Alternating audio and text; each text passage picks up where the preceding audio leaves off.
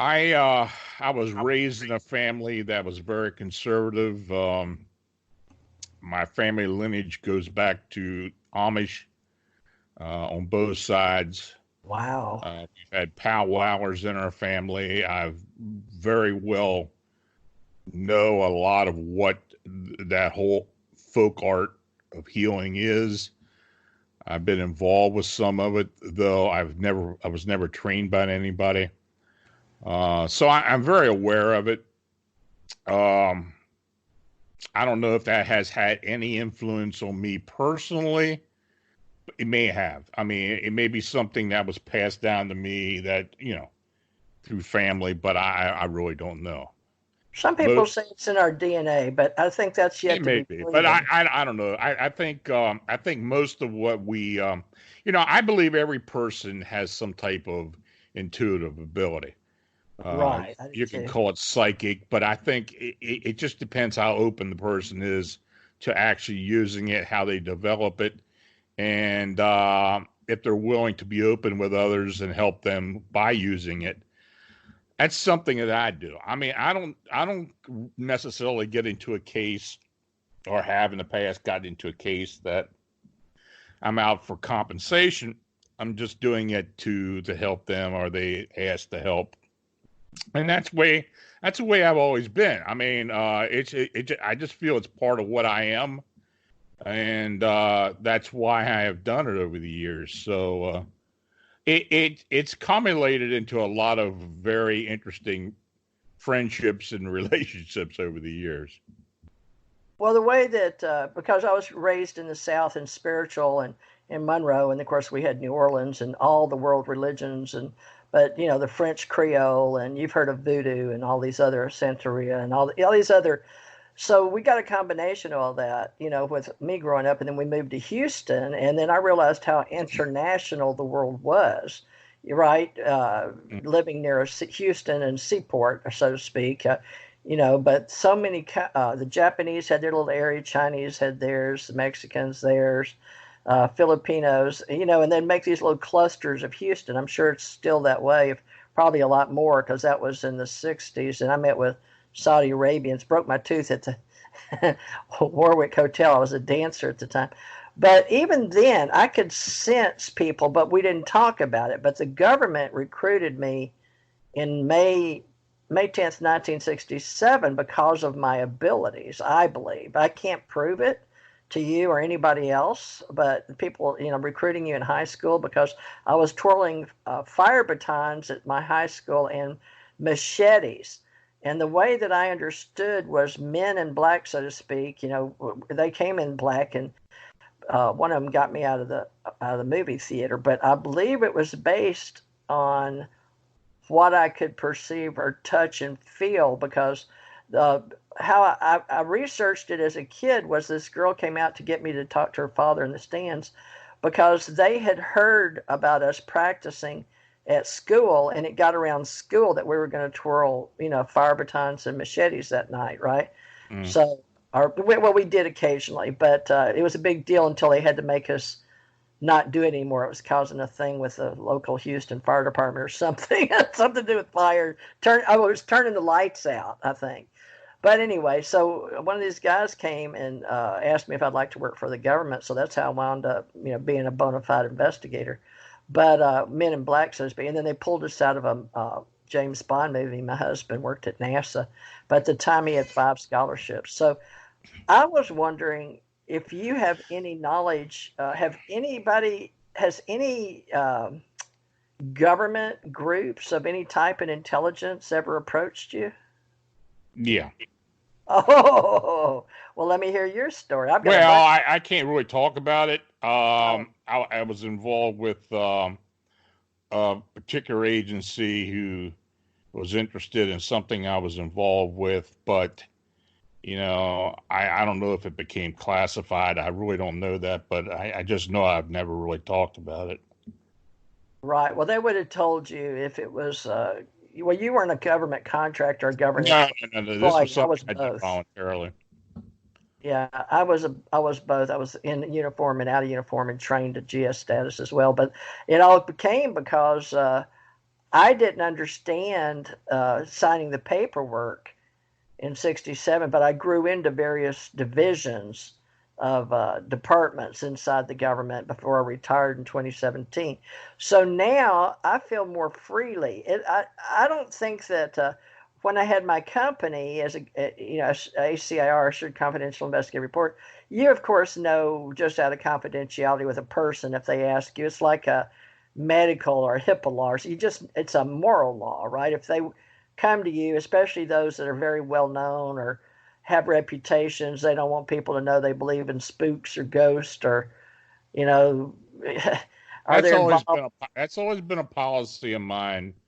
No matter the type of investigation I'm doing, it's always confidential, and unless they give me permission to go beyond and to do release their name or release some of the information. But for the most part, and this is something I've always stressed with people I work with, that the client confidentiality is probably the biggest priority in what I do.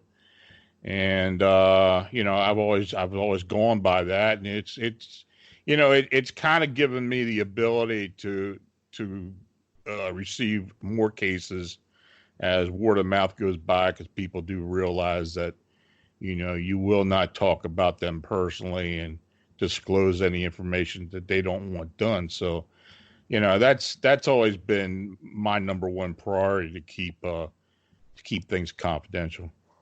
Right. So there's that level of just doing it as a human out of morals.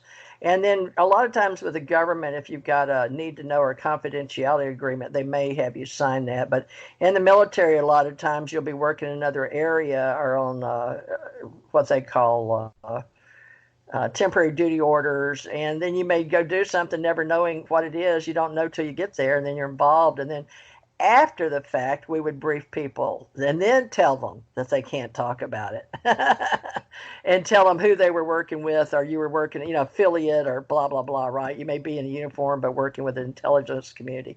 But you started right off that you said you worked with MI5. So, but that was. Well, I didn't work with MI5. The person who trained me did work with MI5 Oh, okay. when she worked. I mean, when she retired, she her and I kind of hit it off, I guess, spiritually, and she was a psychic as well, and she decided that she would train me to be a coordinate remote viewer, and that's how that came about. Nice. So you use coordinates like they do in Mhm. the Army or used to, or a lot of, do you know any of the guys that were in Stargate? Yeah. You do. Russell Tard?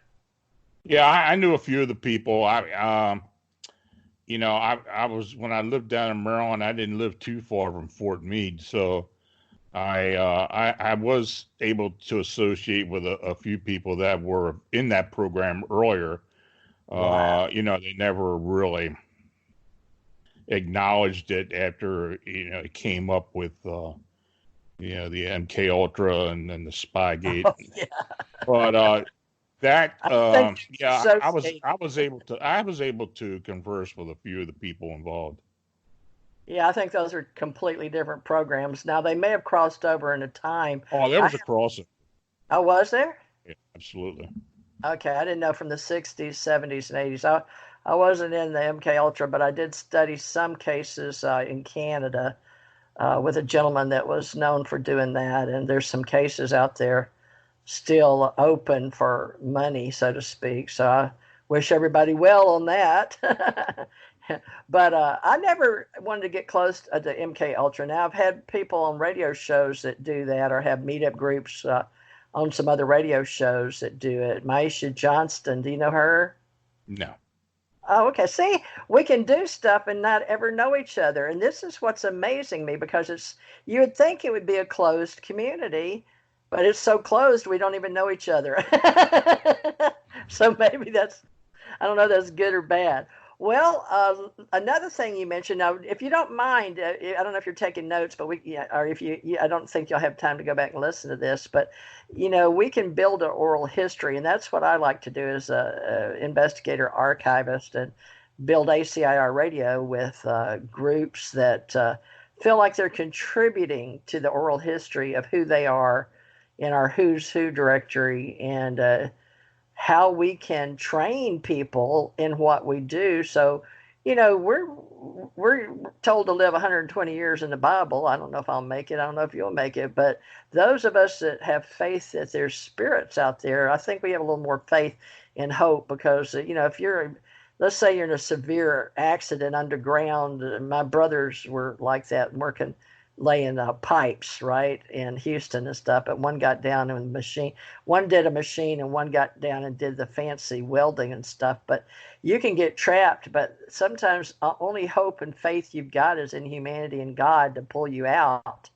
And I'd hate to be in a position, and I've been close to there with people. I've been in some severe situations, including death and dying, where if you don't have that, I don't know how people survive it when they don't believe in anything after. So that's sort of a mission of mine. I believe alien civilizations exist, and that's ergo my ACE and then I have ACE Metaphysical Institute.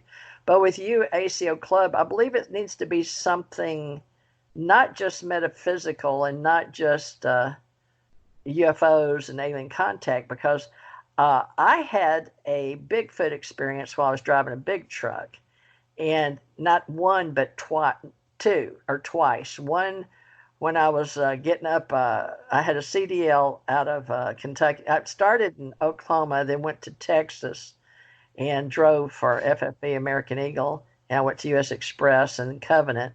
And but I was pulling out I had one of my husband at the time, I had pulled out of Kentucky, Beaver Dam, Kentucky, and went down over to the Missouri-Arkansas line, pulling out there. And it was late at night. Sometimes you have to live at night. It doesn't matter what you're picking up. It just depends on your time. And I happened to be able to go through home from like Pennsylvania, New York area. We did a lot of New Jersey deliveries for the government. But this was crackers or something. I don't know why. Normally I wouldn't remember, but it was like something weird. Like it was off the wall, leave at night food product or something. I think it had a shelf life or something.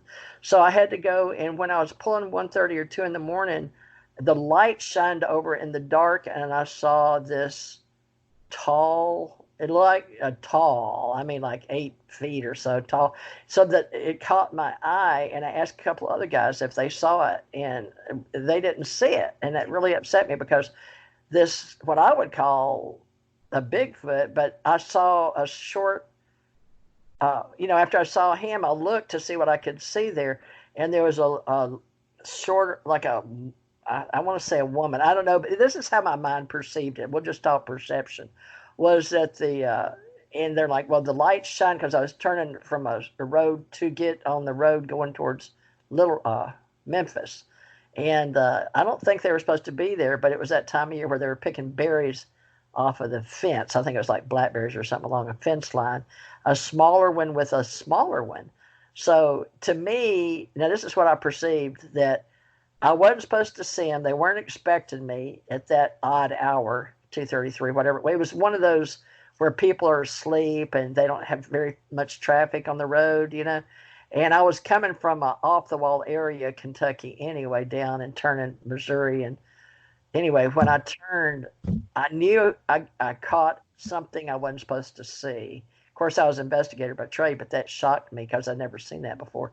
So I got a quick glimpse, but I could sense intuitively that he looked at me and looked at them, and I looked to see what he was looking at. So that's how I figured it out. So my mind and my thoughts were, that's his mate and their little child or little Bigfoot thingy. So I got on the CB, man, because one was coming up right behind me, and I asked him, and he went the other way towards Chicago. And he said, no. So, but I had already pulled up, and in the time that I could pull up, shine my lights. And a big truck, when you're sort of had been, like slow, and then you're turning, and it takes you a little while to get around because you're not in any hurry anyway around at night time of night and turning. But it took time to swerve the lights by. But within that time, he had gotten from under that sign over almost to them, and they disappeared. I mean, like